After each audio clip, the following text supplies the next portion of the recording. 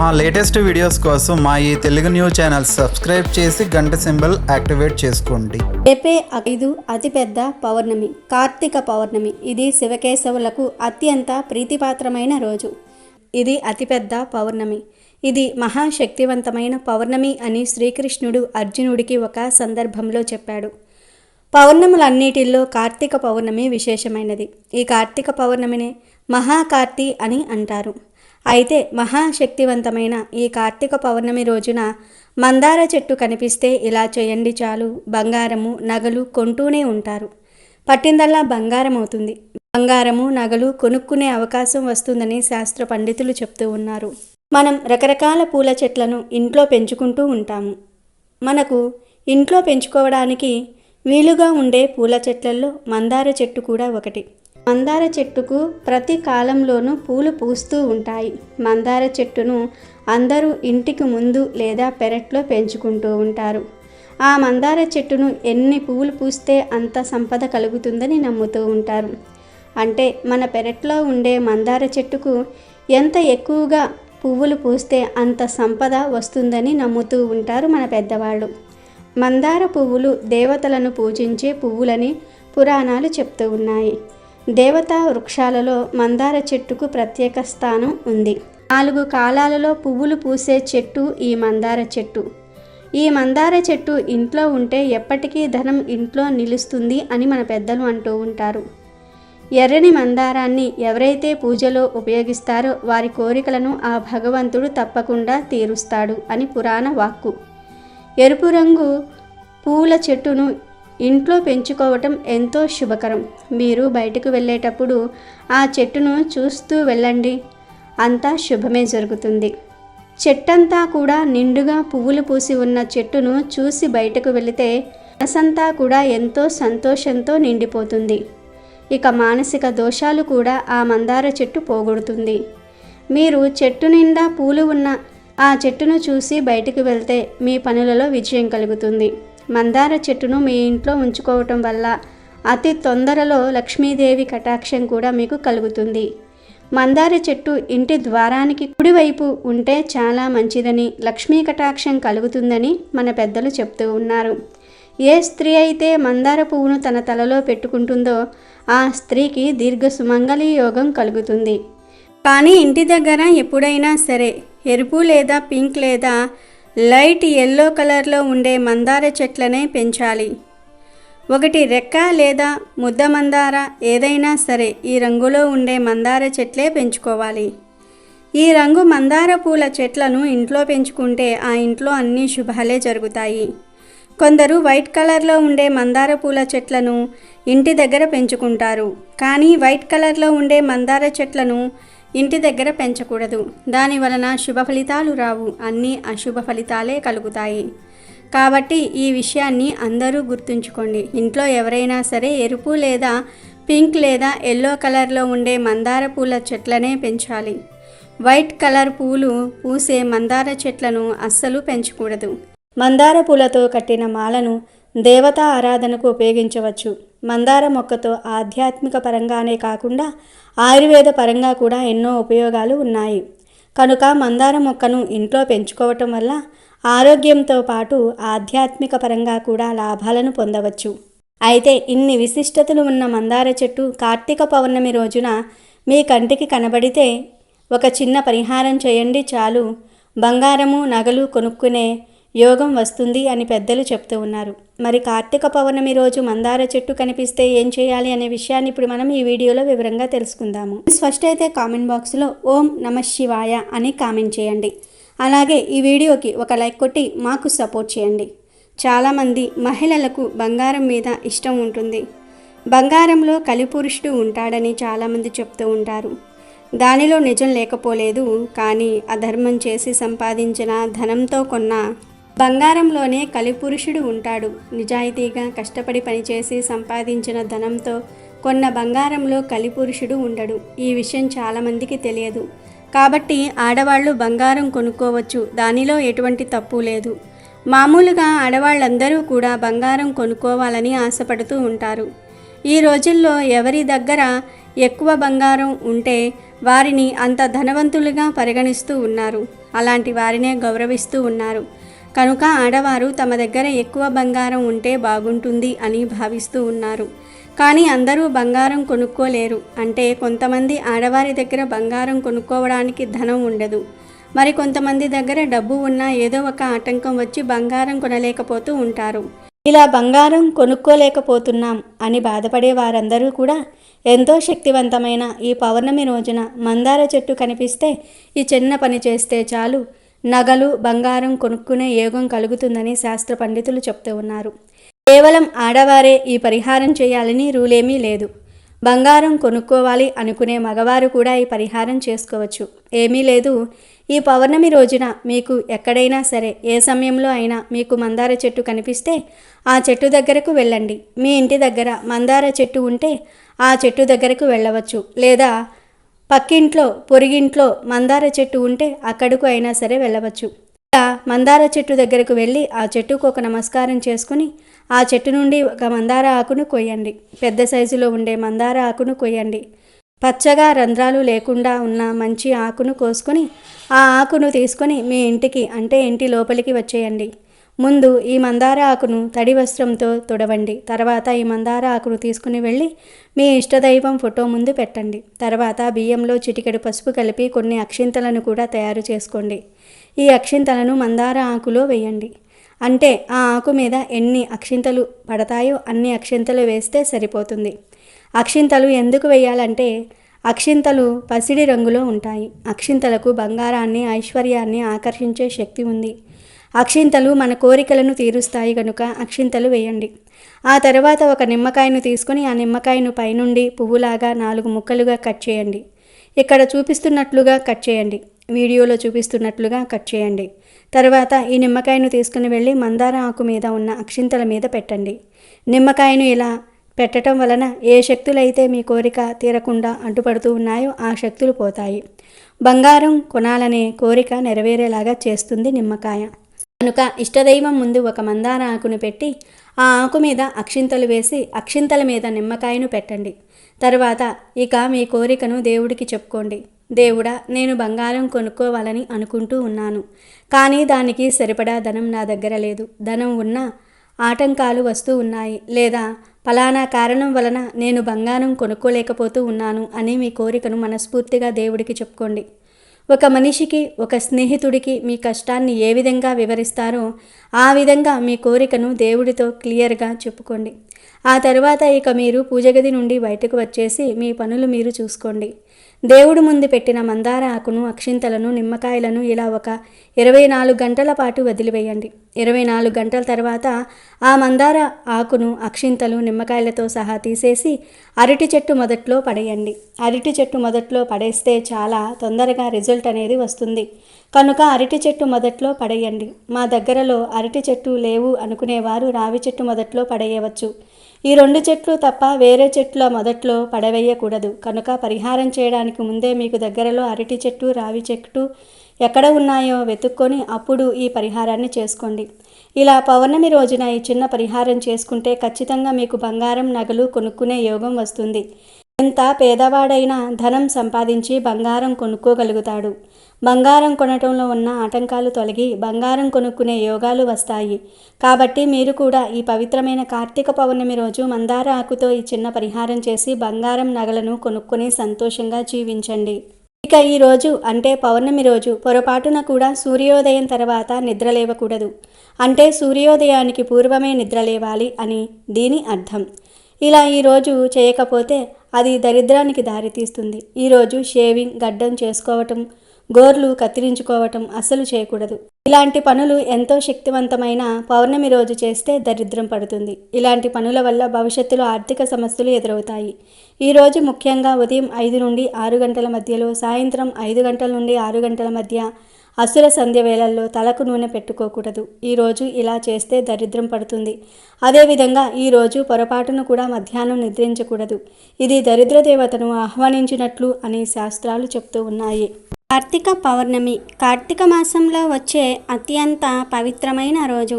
పౌర్ణమి ప్రతి నెలా వస్తుంది. కానీ కార్తీక పౌర్ణమికి ఉండే ప్రత్యేకత మరే పున్నమికి ఉండదు.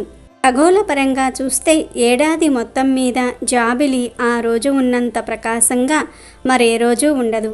అంతలా వెలిగిపోయే వెన్నెలకే కన్ను కుట్టేలా గుడి ప్రాంగణాలు, జలాశయాలు కార్తీక దీపాలతో శోభాయమానంగా వెలిగిపోతూ ఉంటాయి ఆ రోజు. కార్తీక మాసంలో వచ్చే పౌర్ణమి హిందువులకు పరమ పవిత్రమైన రోజు. ఇది మహాశివరాత్రితో సమానమైన పుణ్యదినం. ఈ పర్వదినాన్ని త్రిపురి పూర్ణిమ, దేవ దీపావళి అని కూడా అంటారు. దేవతలు కార్తీక పూర్ణిమ నాడు జరుపుకునే దీపావళి పండుగ గనుక దీనిని దేవ దీపావళి అని కూడా పిలుస్తారు. మహాభారత కథనాన్ని అనుసరించి కార్తికేయుడు తారకాసురుణ్ణి సంహరించిన రోజే కార్తీక పూర్ణిమ. ప్రజలను నానా రకాలుగా హింసిస్తున్న తారకాసురుడు ఇక లేడన్న ఆనందంతో దీపాలు వెలిగించి సంబరం చేసుకున్నారు. 1000 ఏళ్ల రాక్షసుల పాలన అంతరించిన శుభ సందర్భంగా మహాశివుడు తాండవం చేశాడని పురాణాలు చెప్తూ ఉన్నాయి. కార్తీక పూర్ణిమ అటు శివుడికి ఇటు విష్ణుమూర్తికి కూడా ప్రియమైన రోజు.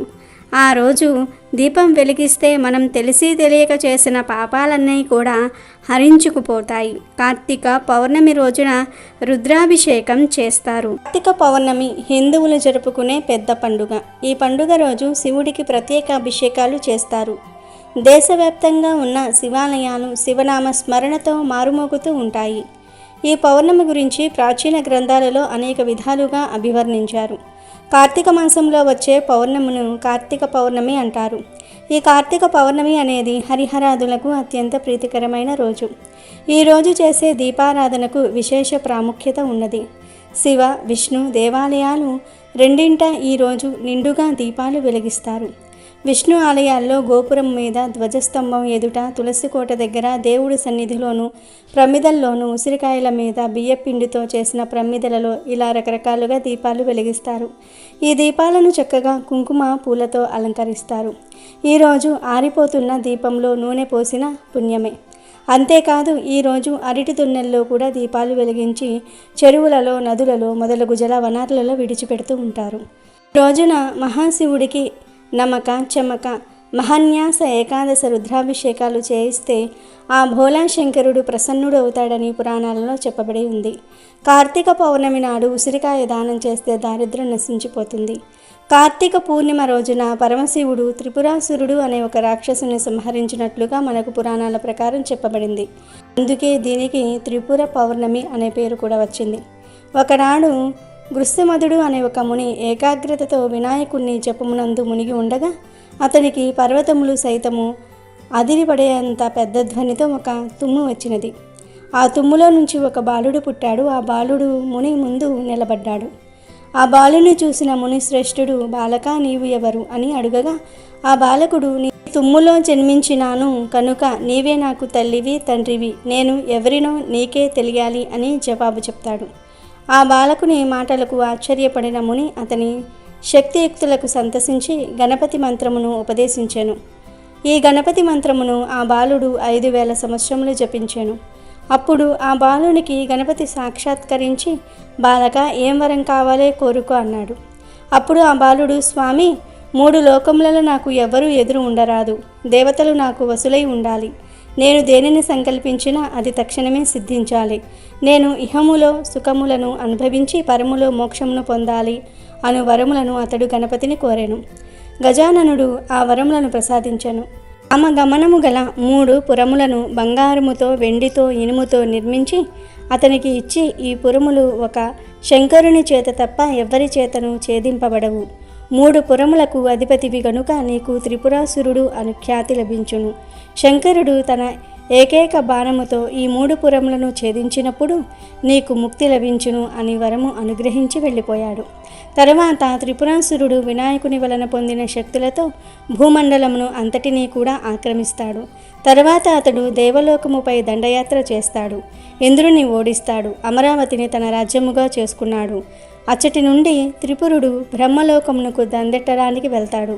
బ్రహ్మ త్రిపురాసురుడికి భయపడి విష్ణువు యొక్క నాభి కమలంలో లీనమైపోయాను. విష్ణువు కూడా ఆ రాక్షసునికి కనపడకుండా క్షీరసముద్రమునకు చేరుతాడు.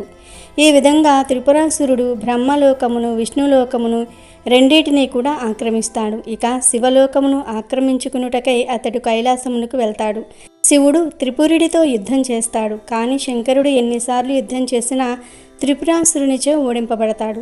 అప్పుడు నారదుడు వచ్చి శివునితో, ఓ పరమేశ్వర, గణేశుణ్ణి పూజించి ఆయన అనుగ్రహము పొందకపోవుట చేతనే నీకు ఈ పరాజయము సంభవించినది గనుక గణేశుణ్ణి పూజించి అతని అనుగ్రహమును సంపాదించుకొనుము అని చెప్పాను. అదిగాక వినాయకుడు త్రిపురాసురుడికి వరము ఇచ్చినాడని, ఆ వరం ప్రకారం రాక్షసుడు శివుని చేతనే వధింపబడతానన్నది కూడా నారదుడు శంకరుడికి తెలియజేస్తాడు. అప్పుడు శంకరుడు 100 సంవత్సరాల కాలము ఏకాగ్రతతో గణేశుని గూర్చి తపస్సు ఆచరిస్తాడు. అప్పుడు విఘ్నేశ్వరుడు ప్రసన్నుడై శివుడికి ఒక బాణమిచ్చి తన సహస్రనామములను శివునికి ఉపదేశిస్తాడు. శివుడు ఆ సహస్రనామములను జపించి త్రిపురాసురునిపై యుద్ధమునకు బయలుదేరుతాడు. అప్పుడు శంకరుడు పృథ్వీని రథముగాను, సూర్యచంద్రులను చక్రములుగాను, బ్రహ్మను రథసారథిగాను, వేదములను గుర్రములుగాను, మెరుపును ధనస్సుగాను, విష్ణువును బాణముగాను చేసుకుని వినాయక అష్టకమును పఠించి విఘ్నేశ్వరుని యొక్క అభయము పొంది విష్ణువు యొక్క అంశతో కూడిన పాశుపతాస్త్రమును త్రిపురాసురునిపై ప్రయోగిస్తాడు. ఆ అస్త్రముతో త్రిపురులు దహింపబడగా త్రిపురాసురుడు మరణిస్తాడు. అతని శరీరం నుండి ఒక తేజస్సు వెలువడి శంకరునిలో లీనమవుతుంది. ఆ విధంగా త్రిపురాసురుడు మోక్షమును పొందెను. త్రిపురాసురుని శివుడు సంహరించటంతో దేవతలంతా ఆయనను త్రిపురారి అని పిలిచారు. ఈ సంహారం కార్తీక మాసం పౌర్ణమి నాడు జరిగింది కాబట్టి ఈ రోజును త్రిపురి పూర్ణిమ అని కూడా అంటారు. కార్తీక పౌర్ణమి రోజంతా ఉపవాసం ఉండి సాయంత్రం 365 ఒత్తులతో కూడిన దీపాన్ని వెలిగిస్తారు. రోజుకి ఒక ఒత్తి చొప్పున ఏడాది మొత్తాన్ని సూచిస్తాయి ఈ ఒత్తులు. ఈ 365 ఒత్తులను కొందరు ఆలయాల్లో వెలిగిస్తారు. ఆ వీలు లేనివారు ఇంట్లోనే దేవుని ముందు లేదా తులసి కోట ఎదుట వెలిగిస్తూ ఉంటారు. అయితే ఈరోజు ఇలా 365 ఒత్తులను వెలిగించేటప్పుడు ఆడవారు ఎర్రటి రంగు శారీని కానీ లేదా ఎల్లో కలర్ శారీని కానీ ధరిస్తే చాలా మంచిదని జ్యోతిష్య పండితులు చెప్తూ ఉన్నారు.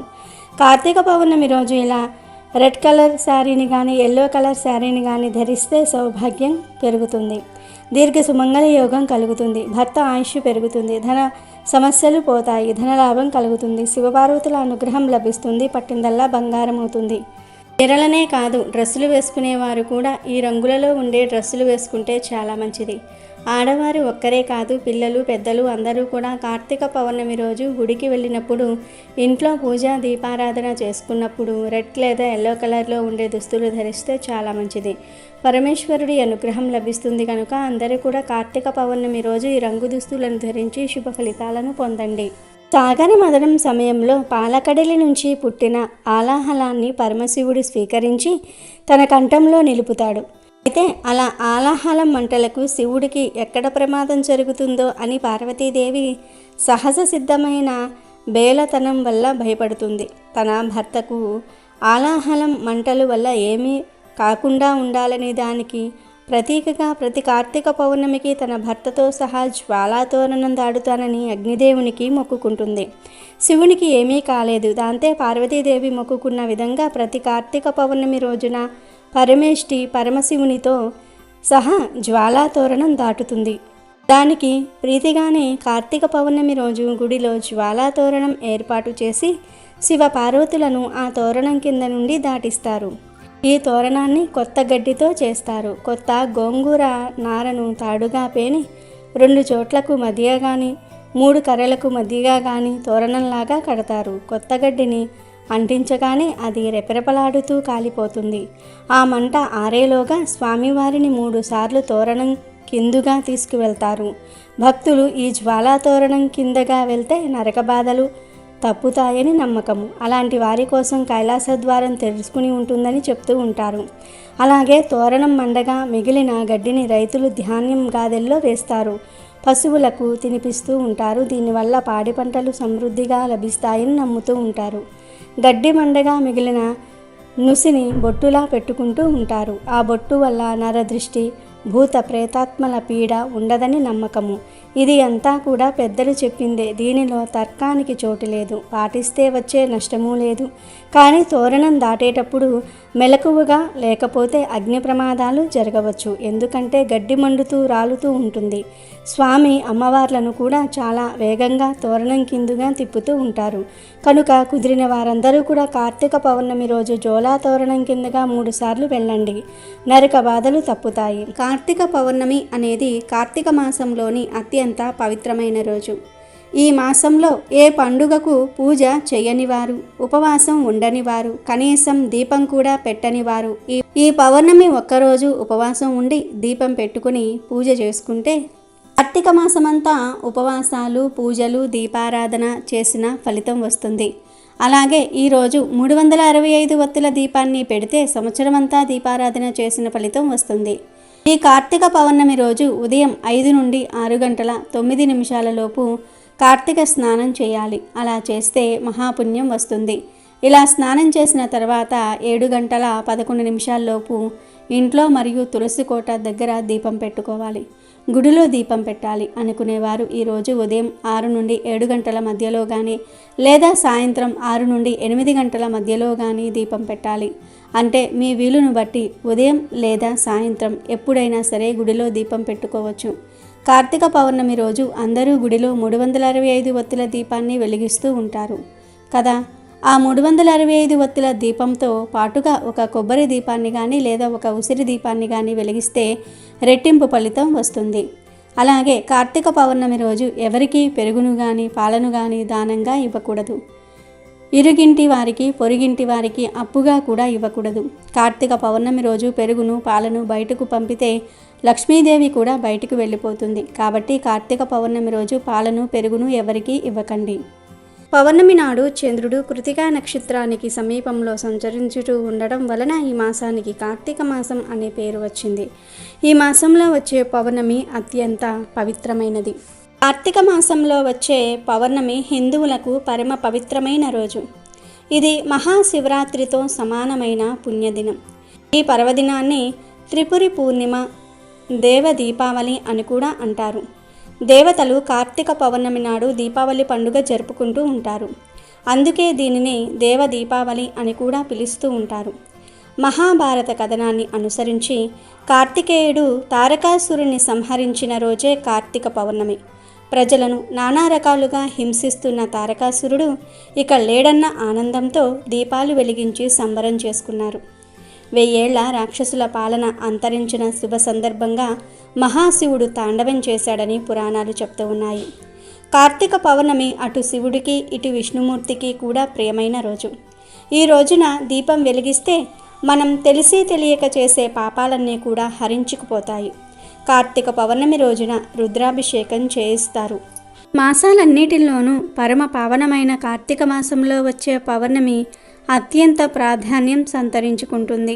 శివ విష్ణువులిద్దరికీ కూడా ఎంతో ప్రీతికరమైన ఈ కార్తీక పౌర్ణమిని శరత్ పూర్ణిమ, త్రిపుర పూర్ణిమ అని పిలుస్తారు. కార్తికేయుడు జన్మించిన కృతికా నక్షత్రంలోనే కార్తీక పౌర్ణమి పర్వదినం వస్తుంది. వేదాలను అపహరించి సముద్రంలో దాక్కున్న సోమకాసురుణ్ణి సంహరించేందుకు శ్రీహరి మత్స్యావతారం ధరించింది ఈ పూర్ణిమ నాడే. దేవ దీపావళి, కుమార దర్శనమని ఈ పర్వదినానికి పేర్లున్నాయి. ఈ రోజున రాసలీలా మహోత్సవం జరుపుతారు. యోగ సిద్ధులైన గోపికలను వాసుదేవుడు అనుగ్రహించిన శుభదినమిది.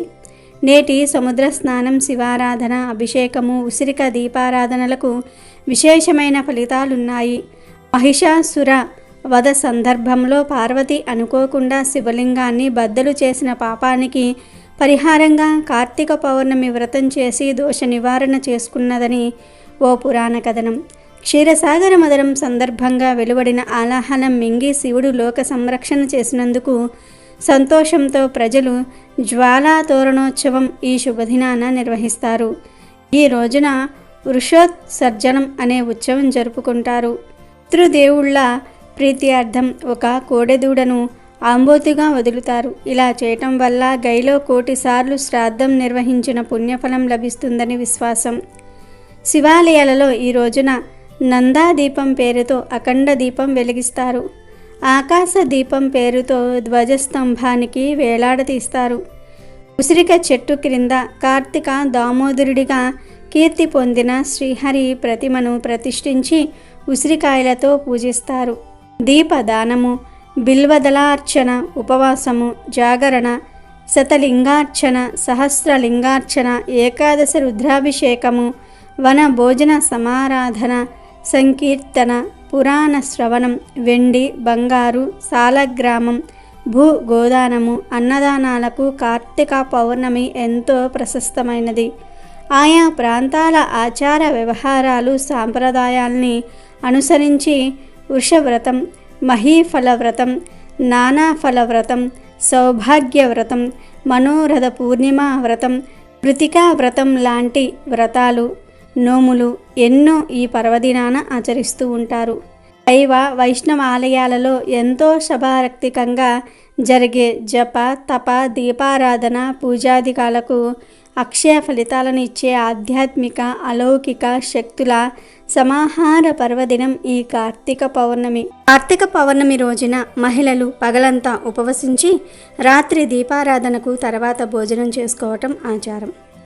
కార్తీక పౌర్ణమి రాత్రి దీపారాధన చేశాక చలిమిడిని చంద్రుడికి నివేదించి పలహారంగా స్వీకరించాలని శాస్త్రోక్తి. ఆరోగ్యపరంగా గమనిస్తే ఇలా చేయటం వల్ల గర్భాశయ సమస్యలు దరిచేరవని ఆయుర్వేదం చెప్తోంది. కార్తీక మాసం అంటేనే స్నానానికి ఎక్కువగా ప్రాధాన్యత ఉంటుంది. కార్తీక మాసం మొత్తం సూర్యుడు తులారాశిలో ఉండగా అనగా తెల్లవారుజామున స్నానం చేయాలి. దీనినే తలా స్నానం అంటారు. కార్తీక పౌర్ణమి సముద్ర స్నానానికి విశేషమైన రోజు కనుక ఈరోజు సముద్ర స్నానం చేస్తే చాలా మంచిది. సముద్ర స్నానం చేయటం కుదరని వారు నదుల్లో, చెరువుల్లో, కాలువల్లో స్నానం చేసిన మంచి ఫలితాలు కలుగుతాయి. కార్తీక పౌర్ణమి రోజు ఒక ఉసిరికాయను దానం చేస్తే అనంత సౌఖ్యంతో పాటు ఏదో ఒక జన్మలో భూమికి ప్రభువు అవుతారు. కార్తీక పౌర్ణమి రోజు దీపదానం చేసిన వారి పాపాలన్నీ కూడా నశించి కోరిన కోరికలన్నీ కూడా నెరవేరుతాయని కార్తీక పురాణం చెప్తుంది. కార్తీక మాసమంతా దీపారాధన చేయలేని వారు కార్తీక పౌర్ణమి ఒక్కరోజు దీపారాధన చేస్తే మాసమంతా కూడా దీపారాధన చేసిన ఫలితం వస్తుంది. కార్తీక పౌర్ణమి రోజు ఒకరు వెలిగించిన దీపం కొండెక్కబోతున్నప్పుడు నూనె పోసి ఆ దీపం కొండెక్కకుండా చేస్తే దారుణమైన పాపాలు పటాపంచలవుతాయి. దీపారాధన చేసిన ఫలితం వస్తుందని కార్తీక పురాణం చెప్తుంది. కాదు, ఈరోజు శివాలయంలో దీపాలు వెలిగిస్తే కొన్ని రకాల దోషాలు పోతాయని శాస్త్రాలలో ఉంది. కార్తీక పౌర్ణమి రోజు శనిదోషం పోవాలంటే 9 దీపాలను శివాలయంలో వెలిగించాలి. రాహుదోషము పోవాలంటే 21 దీపాలను వెలిగించాలి. సర్పదోషం పోవాలంటే 48 దీపాలు వెలిగించుకోవాలి. పుత్రదోషానికి 51 దీపాలు వెలిగించుకోవాలి. అదేవిధంగా ఆ మహాశివుడికి 11 దీపాలు వెలిగించుకోవాలి. దూది వత్తులతో దీపారాధన చేస్తే వంశ అభివృద్ధి, శుభ ఫలితాలు కలుగుతాయి. తామర వత్తులను ఉపయోగిస్తే పుత్ర శాపాలు తొలగిపోతాయి. ఈ విశిష్ట దినాన సత్యనారాయణ వ్రతం చేసుకోవటం చాలా శ్రేష్టం. అంతేకాదు ఈ రోజున కేదారేశ్వర వ్రతాన్ని కూడా ఆచరిస్తారు. మర్రి చెట్టు ఊడలను తోరణాలుగా, మర్రి పళ్లను బూరెలుగా, ఆకులను విస్తరులుగా పెట్టి పూజలు చేయటం ప్రాచీన కాలం నుంచి సాంప్రదాయంగా వస్తుంది. కేదారేశ్వర వ్రతాన్ని చేయటం వల్ల భార్యాభర్తల మధ్య అనుబంధం పెరుగుతుందని నమ్మకం. అమెజాన్లో బెస్ట్ డిస్కౌంట్స్ కోసం వీడియో డిస్క్రిప్షన్లో లింకు ఉంది, చూడండి. అలాగే మా టెలిగ్రామ్ ఛానల్ సబ్స్క్రైబ్ చేసుకోండి.